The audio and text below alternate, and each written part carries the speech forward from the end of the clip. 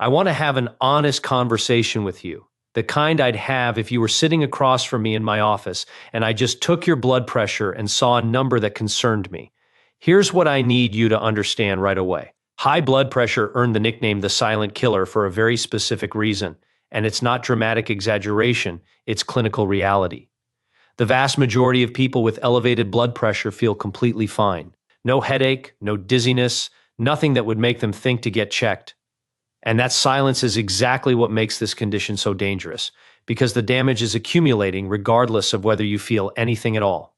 Let's talk about what's actually happening inside your body during this silent period, because understanding the mechanism helps explain why certain subtle signs, when they do appear, deserve your attention rather than being dismissed. Every time your heart beats, it generates pressure that pushes blood through your arteries. When that pressure runs consistently elevated, it doesn't just affect your heart.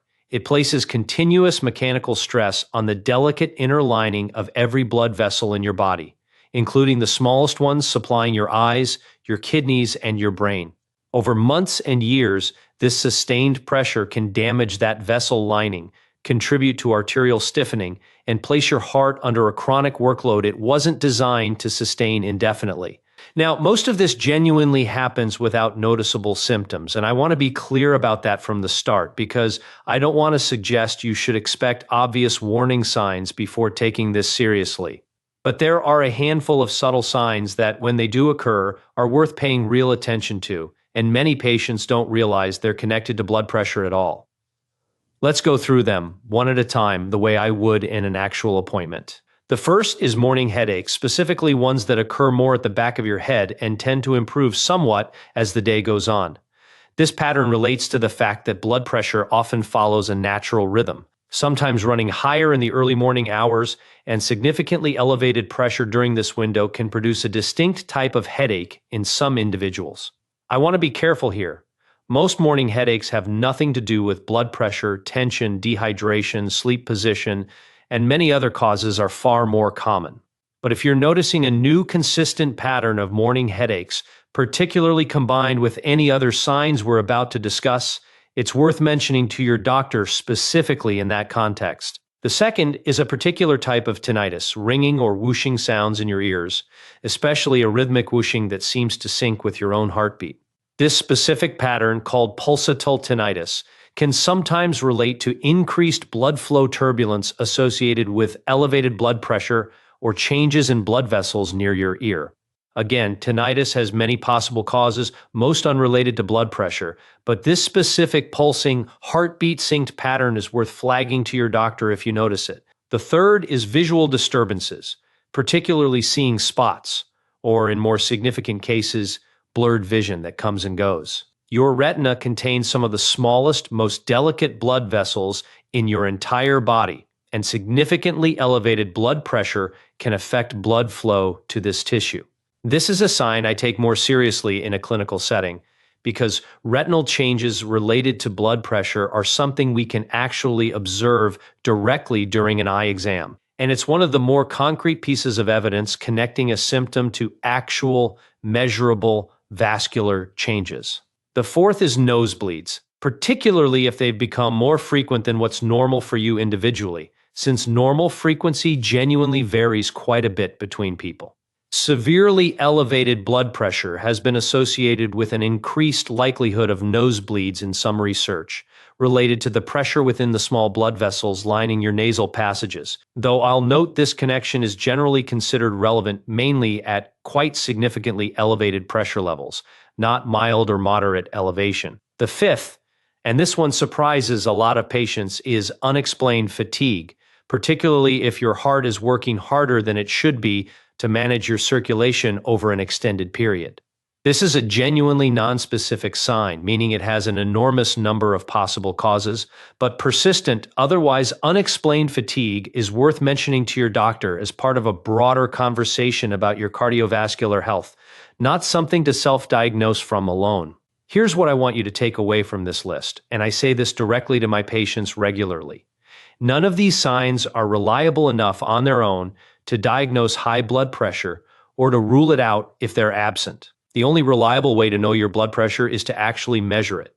These signs matter as a call to action. Get checked, not as a diagnostic tool you use instead of getting checked. This brings me to what I actually want you to do, which is establish a real habit of home blood pressure monitoring done correctly, because this is genuinely one of the most valuable, low-cost tools available for catching elevated blood pressure early, long before any of these subtle signs might even appear. Here's exactly how to do this properly, because technique genuinely affects accuracy more than most people realize. Sit quietly for 5 minutes before measuring, with your back supported and feet flat on the floor, not crossed. Rest your arm on a table at roughly heart height, rather than holding it up unsupported or letting it hang down.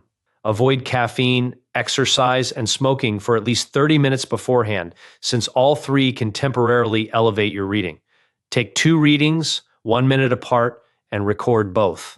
Research on home blood pressure monitoring has consistently shown it provides a more accurate picture of your actual average blood pressure than occasional readings taken at a doctor's office alone, partly because some people experience what's called white coat syndrome, temporarily elevated readings specifically due to the stress of a clinical setting, and partly because home monitoring captures your blood pressure across different times of day and different everyday conditions. My recommendation, and what I tell my own patients, is checking twice weekly if your blood pressure has been consistently normal, or more frequently, potentially daily for a period, if you have a new diagnosis, or recently started or adjusted medication, or any of the subtle signs we discussed today that prompted you to look into this more closely.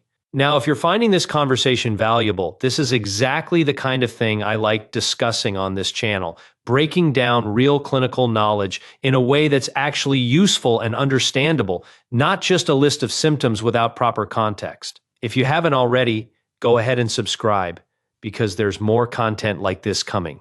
Let's talk about risk factors more broadly, since understanding your own personal risk level helps you know how seriously to take any of these subtle signs if they appear. Family history of high blood pressure, being over the age of 55, carrying excess weight, particularly around your midsection, a diet high in sodium and low in potassium, limited physical activity, and chronic stress all increase your likelihood of developing hypertension. If several of these apply to you, home monitoring becomes even more valuable as an early detection tool. Let's talk about a specific situation I want to flag directly: hypertensive emergency, because this is different from the general gradual pattern we've discussed today, and it requires immediate attention rather than a scheduled doctor's visit.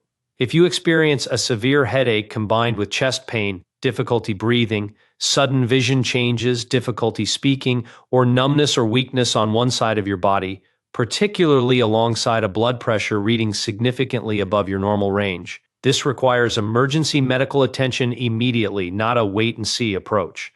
Let's talk about the broader picture of cardiovascular risk too, since blood pressure doesn't exist in isolation from your other numbers. Your doctor considers blood pressure alongside cholesterol, blood sugar, weight, and family history when assessing your overall cardiovascular risk, which is why regular checkups, even when you feel completely fine, remain so important precisely because this condition is so often silent.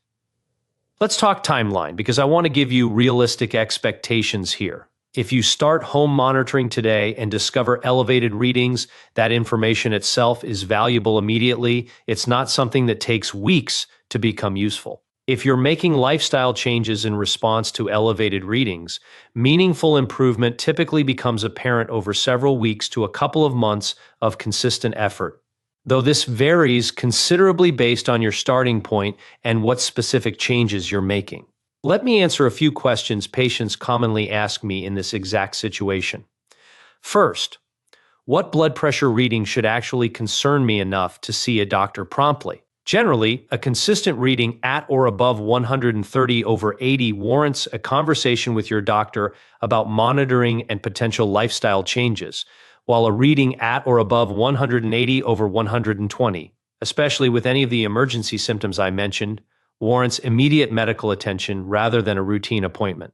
Second, can anxiety cause these same symptoms, making it hard to know if it's actually blood pressure? Yes, genuinely, anxiety can produce headaches, a racing sensation, and even temporary blood pressure elevation itself, which is exactly why relying on symptoms alone is unreliable in either direction. This is precisely why actual measurement matters so much. It removes the guesswork.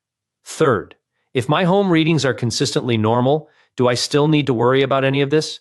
If your home readings are consistently in a healthy range, that's genuinely reassuring information, and it means these particular subtle signs, if they do occur for other reasons, are less likely to be blood pressure related in your specific case, though any new, persistent, or concerning symptom always deserves a conversation with your doctor, regardless of your blood pressure history. So here's what I want you to walk away with from our conversation today. High blood pressure remains silent for the vast majority of people most of the time, and that's precisely why it's so dangerous if left unmonitored. The subtle signs we discussed, morning headaches, pulsatile tinnitus, visual disturbances, increased nosebleeds, and unexplained fatigue, aren't reliable diagnostic tools on their own, but they're worth taking seriously as a prompt to actually check your numbers, particularly if you have other risk factors. Establishing a consistent, properly done home monitoring habit remains the single most reliable way to catch this condition early, long before serious damage accumulates. Take this seriously, get your numbers checked regularly, and don't wait for symptoms to appear before you start paying attention. Because for most people, by the time symptoms show up, this condition has often been present for quite some time already. If you found this helpful, my next video breaks down exactly what your specific blood pressure numbers mean and why doctors look at the gap between your two numbers just as closely as either number individually. Make sure you're subscribed so you don't miss it. Take care of yourself. I'll see you in the next one.